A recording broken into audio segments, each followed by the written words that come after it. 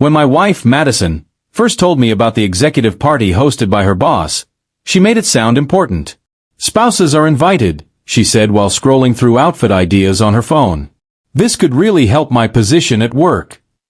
I agreed to go because lately, things between us already felt strained, and honestly, I thought spending time together outside routine might help. We had been married for 9 years, but over the last year, stress slowly turned us into people who shared a house more than a connection.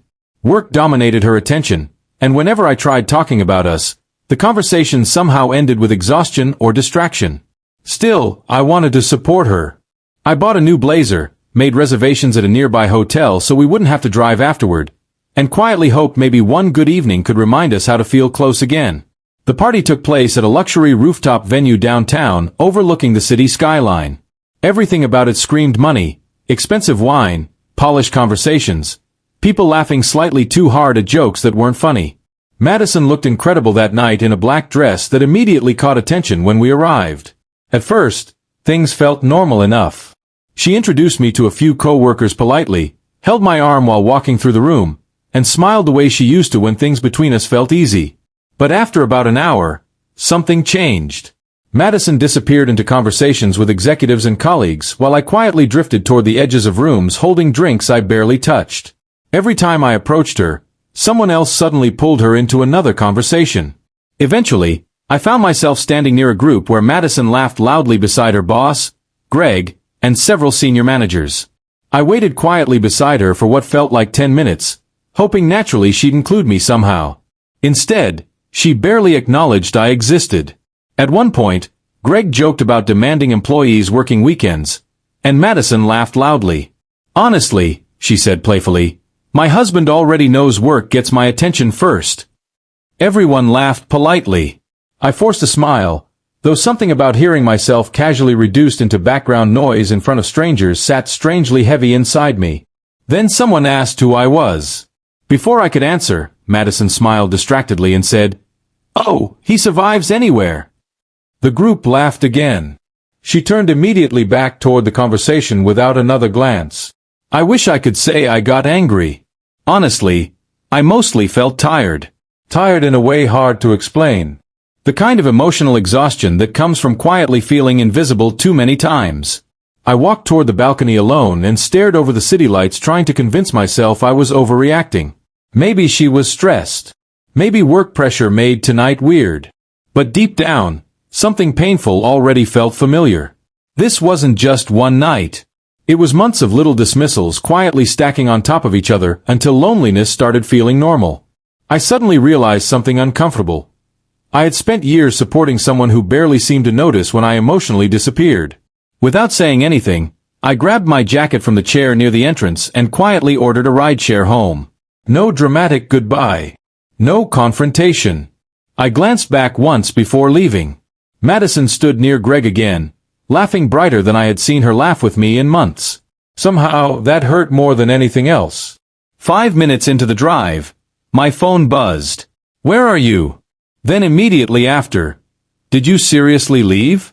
I stared at the screen longer than expected before replying calmly. "Didn't seem like you noticed whether I was there anyway." The typing bubble appeared instantly. Disappeared. Came back again. Then the desperate text started. "Please don't do this. I've been looking everywhere for you. Answer your phone." Finally, a call came through. I almost ignored it but answered anyway. Music blasted faintly in the background while Madison sounded breathless. "Why would you leave?" she asked shakily. That question almost surprised me.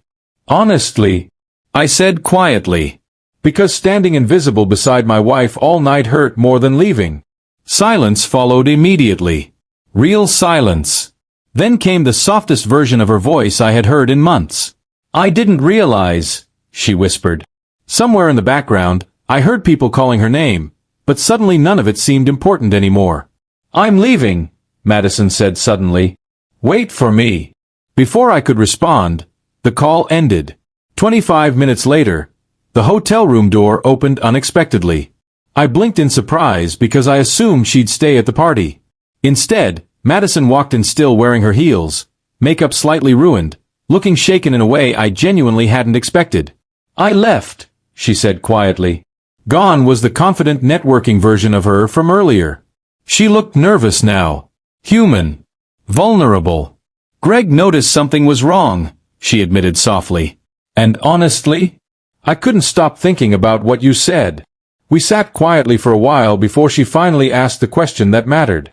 Have I really been making you feel invisible? I laughed softly, not because it was funny, but because hearing the question out loud somehow hurt. For a while, I admitted honestly. Tonight just made it impossible to ignore.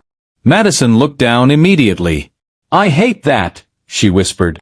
I think I got so caught up trying to succeed that somewhere along the way, I stopped paying attention to us. That honesty felt heavier than apologies somehow. Because for the first time in months, she sounded present. The conversation lasted almost 3 hours. Hard conversations. Honest ones. We talked about work stress, emotional distance, loneliness, and how easy it became to assume marriage could quietly survive neglect forever. Madison admitted something painful too. I thought you'd always just understand, she said quietly. I didn't realize understanding and loneliness aren't the same thing. That sentence stayed with me because deep down, maybe neither of us had been brave enough to admit how disconnected we actually felt. Somewhere during the night, we stopped defending ourselves and finally started listening again. That night didn't magically fix our marriage. Real problems don't disappear after emotional conversations in hotel rooms. But something changed. Something important. Madison started noticing me again. Not dramatically, but consistently. Small things returned slowly. Texts during the day. Longer conversations. Effort. Presence. Looking back, quietly walking out wasn't revenge or punishment. It was the moment silence finally spoke louder than patience. 5 minutes after I left, desperate texts started coming because for the first time in a long time, my absence suddenly felt real. And somehow, what happened next reminded both of us that sometimes relationships don't collapse because love disappears. They weaken because people stop noticing the person standing quietly beside them.